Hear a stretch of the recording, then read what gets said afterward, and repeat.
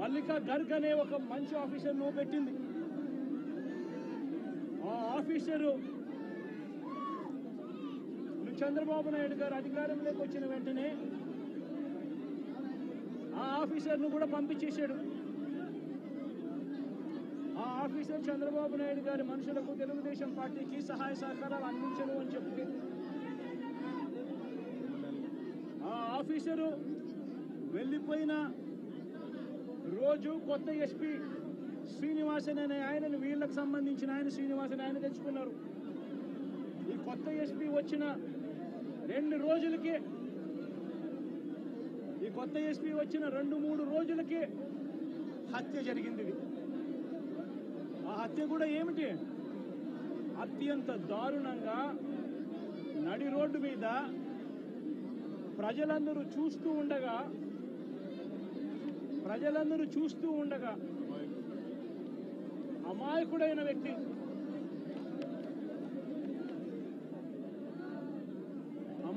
వ్యక్తి ఈ వ్యక్తి ఒక సాధారణ ఉద్యోగస్తుడు.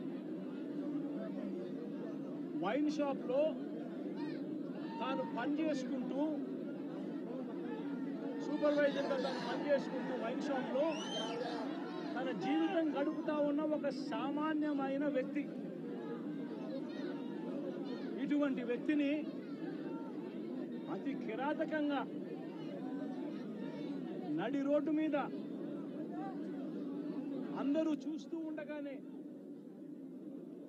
కిరాతకంగా కత్తి తీసుకొని అతి దారుణంగా నరకడము.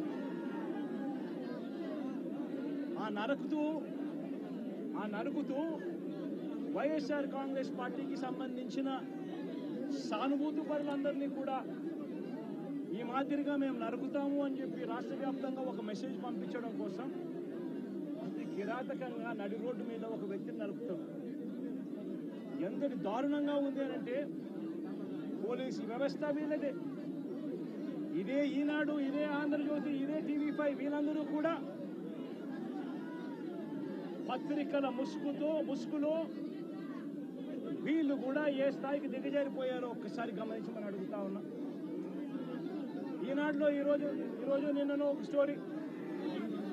అప్పుడెప్పుడో మోటార్ బైక్ కాలిందట. ఆ మోటార్ బైక్ అనే వ్యక్తి కాల్చింది. ఆ మోటార్ బైక్ అనే వ్యక్తి ఈ జిలానీది మోటార్ బైకు అది వైఎస్ఆర్సీపీ వాళ్ళు కాల్చారట. అందుకనే 2 ఏళ్ల తర్వాత ఇది జరిగిందట అని చెప్పి ఒక దిక్కుమాలిన అబద్ధం చెప్తా ఉన్నారు.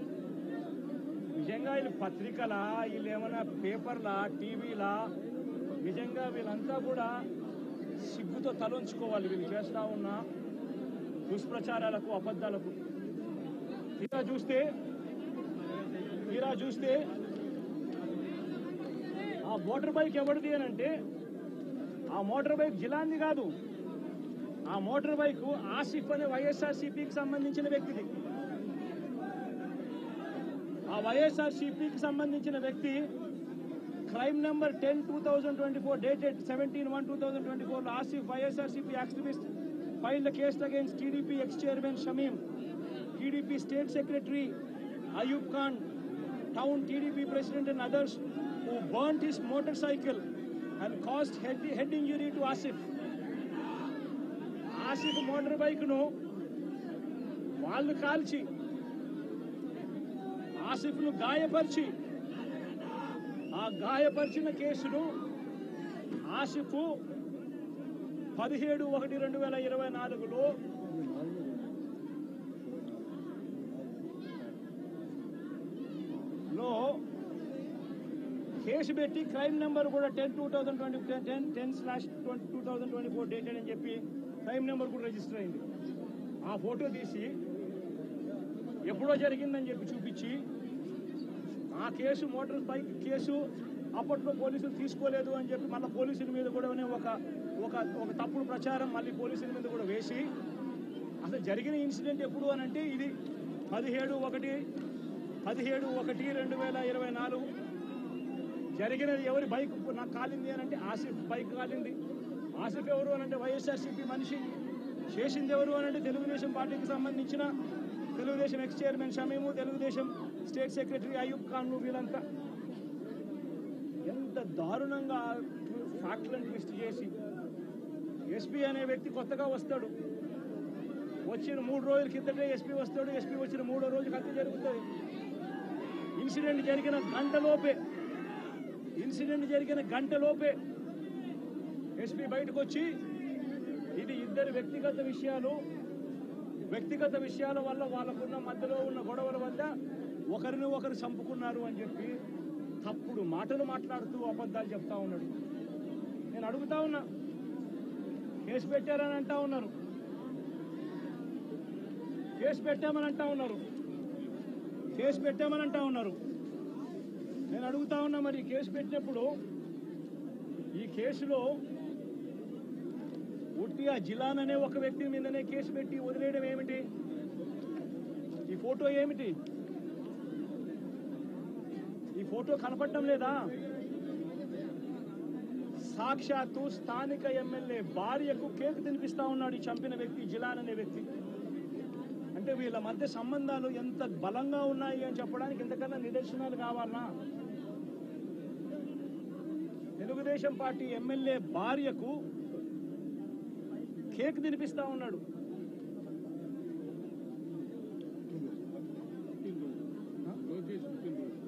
లోకేష్ పుట్టినరోజు నాడున వీళ్ళు కేక్ కట్ చేయడము, ఆ కేక్ మళ్ళీ ఈ జిలాన్ అనే వ్యక్తి ఎమ్మెల్యే భార్య కేక్ తినిపించడం. మరి ఇంత దారుణమైన ఇంత సత్సంబంధాలు కలిగిన వీళ్ళు, ఇది ఎమ్మెల్యేతో ఫోటో,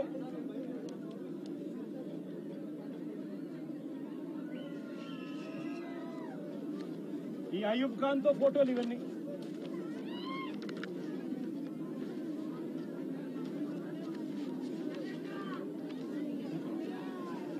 ఇది షబీం ఖాన్ తో ఫోటోలు.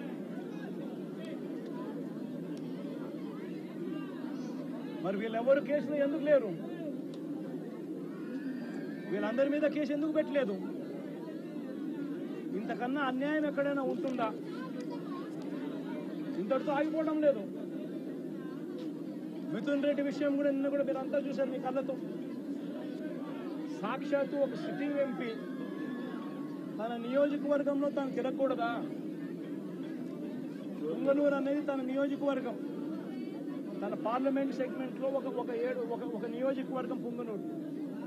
ఆ పుంగనూరుకు ఎమ్మెల్యే వాళ్ళ నాయన పెద్దిరెడ్డి రామచంద్రారెడ్డి. ఆ నియోజకవర్గంలో తాను రెడ్డెప్ప అని చిత్తూరుకు సంబంధించిన ఎక్స్ఎంపీ, ఆయన కూడా పుంగనూరులో నివాసుడు. ఆయన ఇంట్లో కూర్చొని ఉంటే ఏకంగా ఇంటిని దిగ్బంధం చేసి, ఇంటి మీద రాళ్లు వేసి, కారును ధ్వంసం చేసి, రెడ్డెప్ప కారును కాల్చేసి, పోలీసుల సమక్షంలోనే ఇవన్నీ జరుగుతూ ఉన్నాయి అని అంటే ఇంతకన్నా దారుణంగా లా అండ్ ఆర్డర్ పరిస్థితి, ఇంతకన్నా దారుణంగా దిగజారిపోయిన పరిస్థితి ఎక్కడైనా కనిపిస్తుందా? దొంగ కేసులు పెడతా ఉన్నారు, పోలీసులు ప్రేక్షక పాత్రగా పోషించే కార్యక్రమం చేయిస్తా ఉన్నారు. చివరికి ఏ స్థాయిలోకి లా అండ్ ఆర్డర్ వెళ్ళిపోతా ఉంది అని అంటే లా అండ్ ఆర్డర్ గురించి పట్టించుకునే పరిస్థితిలో పోలీసులు ఎవ్వరూ లేరు. లా అండ్ ఆర్డర్ ఏ స్థాయిలో వెళ్ళిపోతా ఉందనంటే చివరికి అమ్మాయిల మీద అత్యాచారాలు జరుగుతూ ఉన్నాయి, పోలీసులు ఎవరు పట్టించుకోవడం లేదు. అగత్యాలు జరుగుతూ ఉన్నా కూడా ఎవరు పోలీసులు పట్టించుకోవడం లేదు. పట్టించుకోవాల్సిన అవసరం ఏముంది? చంద్రబాబు నాయుడు పట్టించుకోవద్దని చెప్తా ఉన్నాడు కదా అని చెప్పి వదిలేసిన పరిస్థితులు. నేను అడుగుతా ఉన్నా, ఇదే గతంలో వైఎస్ఆర్సీపీ ప్రభుత్వం ఉన్నప్పుడు ఏ రోజు కూడా